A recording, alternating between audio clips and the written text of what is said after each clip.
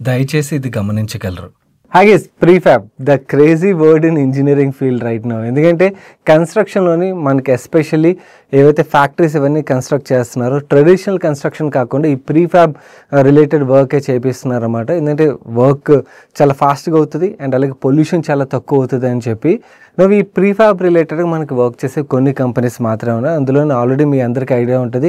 ఇంట్రార్జ్ గురించి couple of ask money per షోలో మనం మాట్లాడుకున్నాం and stock also delivered really good returns to share holders అన్నమాట. ఆ ప్రీఫ్యాబ్ రిలేటెడ్గా మనకి ఇప్పుడు ఫుల్లీ ఫోకస్డ్ ఒక కంపెనీ ఉన్నది, ఇంకొక కంపెనీ పార్షియలీ ఫోకస్ చేస్తుంది. ఇది మాత్రమే కాకుండా recycling another mega theme. So ఈ థీమ్ నుంచి కూడా ఒక కంపెనీ అయితే మనం మాట్లాడుకోబోతున్నాం. ఈరోజు యాక్చువల్లీ మన ముందుకు 3 IPOs అయితే వచ్చాయి. నార్మల్లీ వరుసగా చూసినట్టయితే చాలా IPOలు వచ్చేస్తున్నాయి. ప్రాబ్లం ఏంటంటే ఇన్ని IPOలు వస్తున్నప్పుడు బిజినెసెస్ రిలేటెడ్గా ఇన్వెస్టర్స్ ఫోకస్ చేయడం అనేది చాలా కష్టం అవుతుంది కదా. అందు గురించి అని మీకు ఈ బిజినెస్లు ఏవైతున్నాయి డీటెయిల్గా ఎక్స్ప్లెయిన్ చేయడానికి అయితే ప్రయత్నిస్తాను. IPO టైంలో అయినా లేకపోతే ఈవెన్ పోస్ట్ IPO అయినా కూడా మీరు ఈ బిజినెసెస్ రిలేటెడ్గా క్లియర్గా తెలుసుకోవాలనుకున్నట్టయితే ఈ వీడియో అయితే మీకు డీటెయిల్గా హెల్ప్ఫుల్ అవుతుంది. వీడియోని చివరి వరకు చూడండి. అండ్ అలాగే ఇన్ని IPOs వస్తున్నప్పుడు మీకు ఇలాంటి ఇన్ఫర్మేషన్ షేర్ చేయాలంటే చాలా ఎఫర్ట్స్ అయితే పడుతుంది గైస్. ఆ ఎఫర్ట్స్ మీకు హెల్ప్ఫుల్ అవుతున్నాయని అనిపించినట్టయితే ఛానల్ అడిగేది ఒకటే, వీడియోని తప్పకుండా లైక్ చేయడం మర్చిపోకండి. అండ్ అలాగే ఈ 3 IPOsలోని మీకు ఏ కంపెనీ బాగా అనిపించిందో కింద కామెంట్ సెక్షన్లో కామెంట్ చేయండి. సో దట్ మన వ్యూవర్స్కి ఏ కంపెనీ నచ్చింది అన్నది అర్థమవుతుంది. Let's deep dive into this companies now.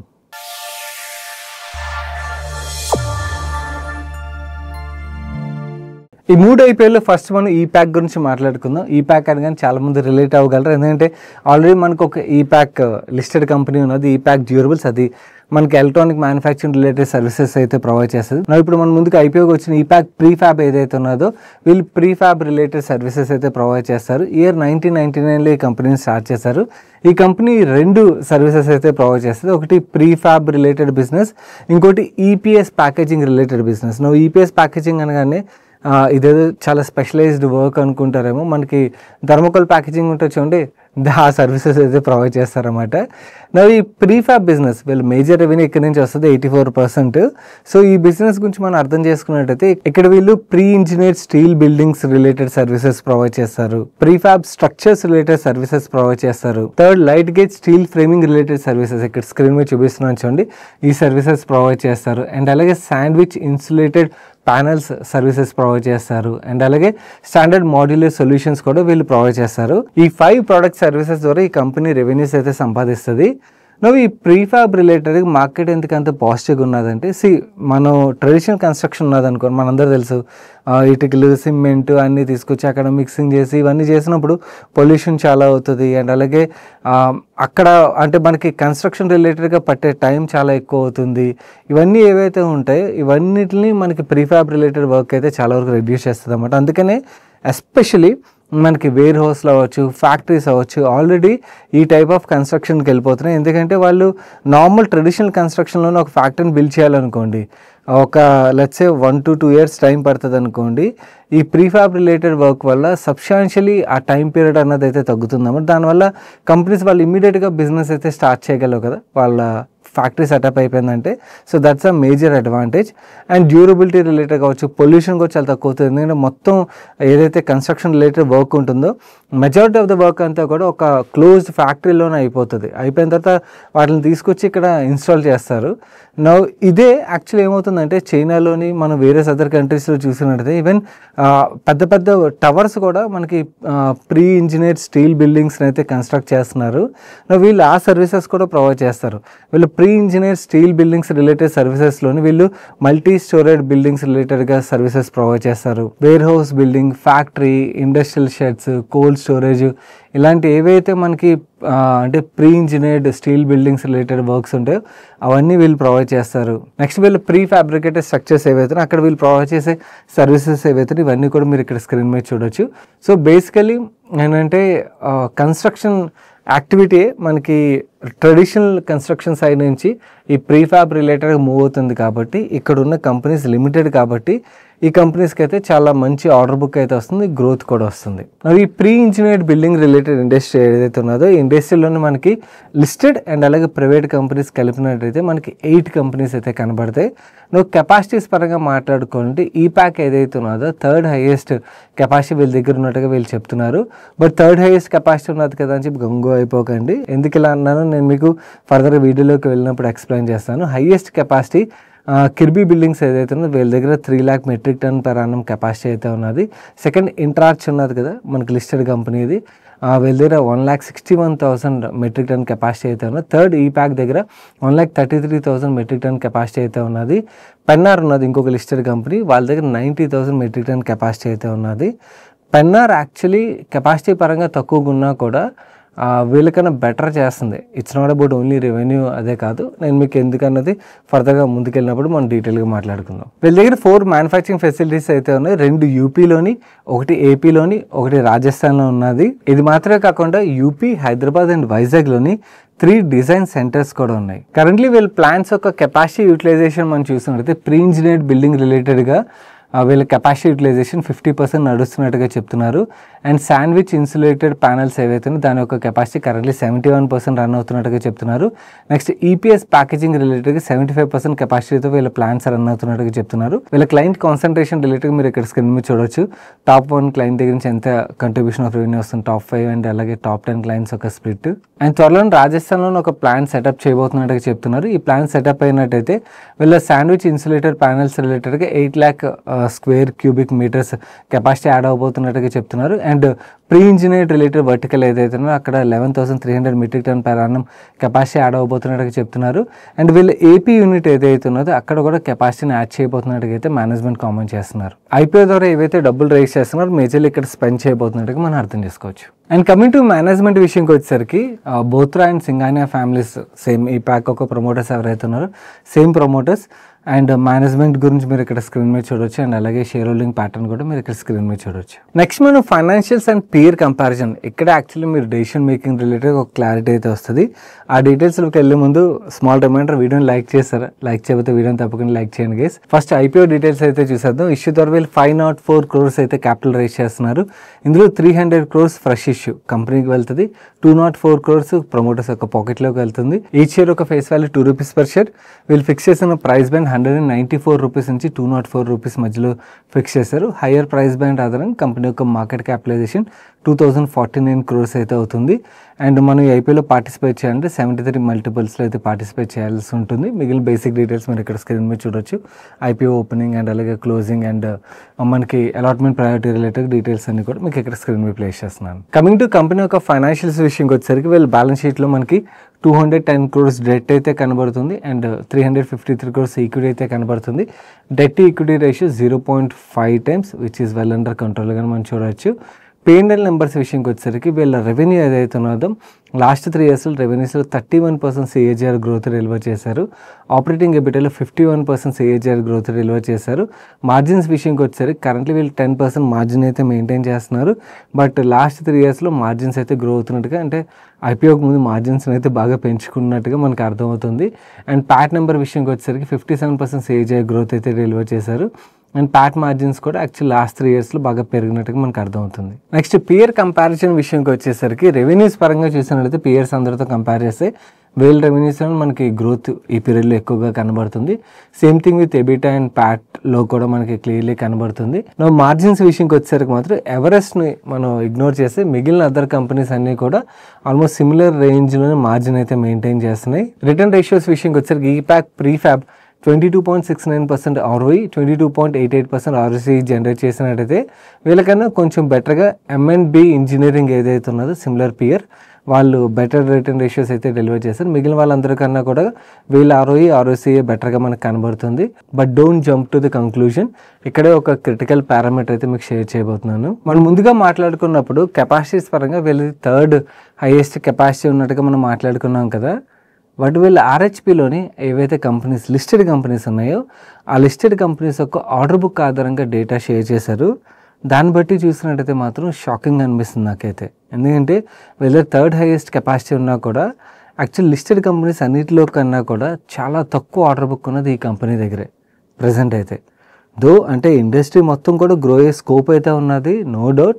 But present చూసినట్టయితే వీళ్ళు ఆర్హెచ్పిలో ఇచ్చిన డేటా ప్రకారం నాకు ఇది ఒకటి, అంటే మనకి పెన్నార్ కన్నా కూడా వీళ్ళ కెపాసిటీ ఎక్కువగా ఉన్నది, కానీ పెన్నార్ కన్నా కూడా వీళ్ళ ఆర్డర్ బుక్ చాలా చాలా తక్కువగా ఉన్నది. మీరు ఇక్కడ స్క్రీన్ మీద చూడొచ్చు. ఇది ఆర్హెచ్పిలో షేర్ చేసిన డేటానే నేను మాట్లాడుతున్నాను. నువ్వు కమింగ్ టు వాల్యుయేషన్స్ విషయంకి వచ్చేసరికి ఈ ఐపీఓని వీళ్ళు 27.6 టైమ్స్ ప్రైస్ టు ఎర్నింగ్ మల్టిపుల్లోని అండ్ 17.85 టైమ్స్ ఈవీ ఎబిటా మల్టిపుల్లో అయితే కోట్ చేస్తున్నారు.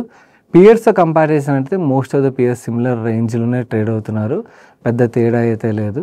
సో మనం అలాంటప్పుడు ఐపీఓగా అంటే మనకి ఇప్పుడు మార్కెట్లోకి వస్తున్న కంపెనీలో ఇన్వెస్ట్ చేసేదానికన్నా కూడా మనకి ఎగ్జిస్టింగ్ కంపెనీసే సేమ్ వాల్యుయేషన్ దొరుకుతున్నప్పుడు మనకి ఇన్సెంటివే లేనట్టుగా మనం అర్థం చేసుకోవచ్చు. మనం ఈరోజు మాట్లాడబోయే సెకండ్ కంపెనీ కొంచెం ఇంట్రెస్టింగ్ కంపెనీ, ఎందుకంటే వీళ్ళు స్క్రాప్ నుంచి నాన్ ఫెరస్ మెటల్స్ని అయితే ఎక్స్ట్రాక్ట్ చేస్తారన్నమాట. జైన్ రీసోర్స్ రీసైక్లింగ్ అని చెప్పి ఇయర్ 1953లో స్టార్ట్ చేసిన కంపెనీ. ఇదేదో జస్ట్ ఐపీఓకి ముందు ఒక 5-10 సంవత్సరాల ముందు స్టార్ట్ చేసిన కంపెనీ కాదు, చాలా సంవత్సరాల నుంచి వీళ్ళ బిజినెస్ ఉన్నట్టుగా మనం అర్థం చేసుకోవచ్చు. వీళ్ళు ఏం చేస్తారంటే మనకి ఏవైతే స్క్రాప్ ఉంటుందో ఆ స్క్రాప్ నుంచి non ferrous metals like lead and lead alloy ఇగ్నోట్స్ని వీళ్ళు సెల్ చేస్తారు. ఇక్కడ నుంచి వీళ్ళకి 39% రెవెన్యూ వస్తుంది. వీళ్ళకి వచ్చే ఓవరాల్ రెవెన్యూలోని కాపర్ అండ్ కాపర్ ఇగ్నోట్స్ని సెల్ చేస్తారు. ఇక్కడ నుంచి వీళ్ళకి 44% రెవెన్యూ వస్తుంది. నెక్స్ట్ అల్యూమినియం అండ్ అల్యూమినియం ఎలాయ్స్ని కూడా వీళ్ళు సెల్ చేస్తారు. ఇక్కడ నుంచి 3.83% రెవెన్యూ వస్తుంది. వీళ్ళు ప్రీవియస్గా precious metals like silver and అలాగే గోల్డ్ కూడా సెల్ చేసేవారు. ఇక్కడ నుంచి వీళ్ళకి 9.77% రెవెన్యూ అయితే వచ్చేది. బట్ ఈ బిజినెస్ని క్లోజ్ చేశారు. ఎందుకు క్లోజ్ చేస్తారంటే బేసికలీ బిజినెస్ ఏదైతే ఉన్నదో చాలా లో మార్జిన్ అండ్ అలాగే హై ఆపరేటింగ్ ఓవర్ హెడ్స్ ఎక్కువగా ఉన్నట్టుగా, అందుకనే ఈ బిజినెస్ని వీళ్ళు క్లోజ్ చేసినట్టుగా అయితే మేనేజ్మెంట్ చెప్తున్నారు. ప్రజెంట్ వీళ్ళు దగ్గర చూసినట్టయితే 64,419 మెట్రిక్ టన్ per annum కెపాసిటీతోని 3 రీసైక్లింగ్ ఫెసిలిటీస్ అయితే ఉన్నాయి. కరెంట్లీ వీళ్ళు సెల్ చేసే మెటల్స్ 60% ఎక్స్పోర్ట్ చేస్తున్నారు. 39% డొమెస్టిక్ మార్కెట్ నుంచి వీళ్ళకి సేల్స్ అయితే వస్తున్నాయి. వీళ్ళ క్లయింట్స్ విషయంకి వచ్చేసరికి మనకి international companies like Mitsubishi, Nissan, domestic companies విషయంకి వచ్చేసరికి వేదాంత, ల్యూమినస్ ఉన్నది కదా, వీళ్ళందరూ కూడా వీళ్ళ క్లయింట్స్గా వీళ్ళు చెప్తున్నారు. And coming to client concentration విషయంకి వచ్చేసరికి వీళ్ళ లార్జెస్ట్ క్లయింట్ 19% రెవెన్యూ అయితే కంట్రిబ్యూట్ చేస్తున్నారు. అండ్ మిగిలిన టాప్ 5, టాప్ 10 క్లయింట్స్ యొక్క కంట్రిబ్యూషన్ మీరు ఇక్కడ స్క్రీన్ మీద చూడొచ్చు. అండ్ వీళ్ళ ఎక్స్పోర్ట్ రెవెన్యూ రిలేటెడ్గా కూడా కంట్రీ వైజ్ ఎంత రెవెన్యూ కంట్రిబ్యూషన్ వస్తుందో మీకు ఇక్కడ స్క్రీన్ మీస్లో ఇచ్చి చూపిస్తున్నాను. టోటల్గా వీళ్ళ దగ్గర 371 క్లయింట్ బేస్ ఉన్నట్టయితే ఇందులో డొమెస్టిక్ క్లయింట్స్ 251 అండ్ ఎక్స్పోర్ట్ రిలేటెడ్గా 120 క్లయింట్ బేస్ ఉన్నట్టుగా చెప్తున్నారు. అండ్ వీళ్ళ క్లయింట్స్లోని 54% క్లయింట్స్ రిపీట్ ఆర్డర్స్ ఇస్తున్నట్టుగా, అండ్ వీళ్ళు రిపీట్ ఆర్డర్స్ ఇచ్చే క్లయింట్స్ దగ్గర నుంచి వీళ్ళకి 80% పైన రెవెన్యూ కంట్రిబ్యూషన్ వస్తున్నట్టుగా చెప్తున్నారు. అండ్ మనం ఇప్పటివరకు మాట్లాడుకున్న ప్రొడక్ట్స్ మాత్రమే కాకుండా వీళ్ళు కాపర్ క్యాథోడ్స్ బిజినెస్ ఏదైతే ఉన్నదో అందులోకి ఎంటర్ అవబోతున్నట్టుగా చెప్తున్నారు. అండ్ అలాగే ప్లాస్టిక్ PPVC రీసైక్లింగ్ బిజినెస్లో కూడా వీళ్ళు ఆల్రెడీ ఎంటర్ అయినట్టుగా అయితే మెన్షన్ చేస్తున్నారు. కంపెనీ యొక్క మేనేజ్మెంట్ విషయంకి వచ్చేసరికి మిస్టర్ కమలేష్ జైన్ ఇన్ వయస్ 57 years chairman and managing director position అయితే హోల్డ్ చేస్తున్నారు.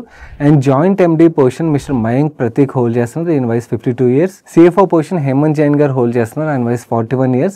Coming to shareholding pattern విషయంకి వచ్చేసరికి మిస్టర్ కమలేష్ జైన్ గారు 79% స్టేక్ హోల్డ్ చేస్తున్నారు. ఈ కంపెనీలో ఆల్రెడీ ప్రీ-ఐపీఓ ఇన్వెస్టర్స్గా మోతిలాల్ అండ్ అలాగే బెంగాల్ ఫైనాన్స్ ఎంటర్ అయినట్టుగా మనం చూడొచ్చు. షేర్ హోల్డింగ్ ప్యాటర్న్లోని మోతిలాల్ అసలు 1.56% స్టేక్ హోల్డ్ చేస్తున్నట్టయితే బెంగాల్ ఫైనాన్స్ 1.21% స్టేక్ హోల్డ్ చేస్తుంది. IPO డీటెయిల్స్ విషయంకి వచ్చేసరికి ఇష్యూ సైజ్ 1,250 crores. ఇందులో ఫ్రెష్ ఇష్యూ 500 crores అయినట్టయితే 750 crores OFSA అంటే ప్రమోటర్స్ యొక్క పాకెట్లోకి అయితే ఈ డబ్బులు వెళ్ళనున్నాయి. ఈచ్ షేర్ ఒక ఫేస్ వాల్యూ ₹2 per share. వీళ్ళు కోట్ చేసిన ప్రైస్ బ్యాండ్ 220 నుంచి 232 రూపీస్ మధ్యలో కోట్ చేస్తున్నారు. అండ్ హైయర్ ప్రైస్ బ్యాండ్ ఆధారంగా కంపెనీని 8,000 crores మార్కెట్ క్యాప్లో వాల్యూ చేసినట్టుగా మనం అర్థం చేసుకోవచ్చు. మన ఐపీలో పార్టిసిపేట్ చేయండి 64 షేర్స్ అయితే పార్టిసిపేట్ చేయాల్సి ఉంటుంది. అండ్ మిగిలిన అదర్ బేసిక్ డీటెయిల్స్ మీరు ఇక్కడ స్క్రీన్ మీద చూడొచ్చు. అలాట్మెంట్ ప్రయారిటీ విషయంకి వచ్చేసరికి ఇక్కడ రీటైల్ కోట 10% మాత్రమే ఉన్నది, గుర్తుంచుకోండి. 75% QA బేస్గా ఇచ్చారు. నెక్స్ట్ మనం వీళ్ళ ఫైనాన్షియల్స్ చూద్దాం. బ్యాలెన్స్ షీట్ విషయంకి వచ్చేసరికి బ్యాలెన్స్ షీట్లో మనకి 919 crores డెట్ కనబడుతుంది అండ్ 724 crores ఈక్విటీ కనబడుతుంది. డెట్ టు ఈక్విటీ రేషియో చూసినట్లయితే 1.2 times. కొంచెం అంటే మరీ హయ్యర్ సైడ్ లేదు కానీ బట్ కంఫర్ట్ జోన్ కన్నా కొంచెం హయ్యర్ సైడ్లోనే బ్యాలెన్స్ షీట్లో డెట్ ఉన్నట్టుగా మనకు అర్థమవుతుంది. అంటే రీటైల్ ఇన్వెస్టర్స్ పరంగా అయితే నేను మాట్లాడుతున్నాను. P&L నెంబర్స్ విషయంకి వచ్చేసరికి వీళ్ళ రెవెన్యూస్లో లాస్ట్ 3 yearsలో సూపర్ గ్రోత్ 52% CAGR గ్రోత్ కనబడుతుంది. ఆపరేటింగ్ ఎబిటాలో 72% CAGR గ్రోత్ అయితే డెలివర్ చేశారు. ఆపరేటింగ్ ఎబిటా మార్జిన్స్ విషయంకి వచ్చేసరికి 4 to 5% ఆపరేటింగ్ ఎబిటా మార్జిన్ అయితే మెయింటైన్ చేస్తున్నారు. ప్యాట్ విషయంకి వచ్చేసరికి 55% CAGR గ్రోత్ డెలివర్ చేశారు. అండ్ ప్యాట్ మార్జిన్ అప్రాక్సిమేట్లీ 3% దగ్గర ప్యాట్ మార్జిన్ అయితే వీళ్ళు మెయింటైన్ చేస్తున్నారు. మనం లిస్టెడ్ రీసైక్లింగ్ పియర్ కంపెనీస్ ఏవైతే ఉన్నాయో వాటితో కంపేర్ చేద్దాం. మనకి రెండే కంపెనీస్ కనబడతాయి majorly, gravity and Pondy oxide. ఈ రెండు కంపెనీస్ మనం కంపేర్ చేసినట్టయితే రెవెన్యూస్లో అవచ్చు, ఎబిటాలో అవచ్చు, ప్యాట్లో అవచ్చు వీళ్ళ గ్రోత్ అయితే బాగా కనబడుతుంది. నార్మల్లీ ప్రతిసారి ఏ కంపెనీ ఐపీఓ వచ్చినా కూడా లిస్టెడ్ కంపెనీస్ కన్నా కూడా బెటర్ గ్రోతే మనకు కనబడుతుంటుంది. అండ్ మార్జిన్స్ విషయంకి వచ్చేసరికి యాక్చువల్లీ వీళ్ళ మార్జిన్స్ పాండి ఆక్సైడ్ మార్జిన్స్ మనకు సిమిలర్ రేంజ్లో కనబడుతున్నాయి.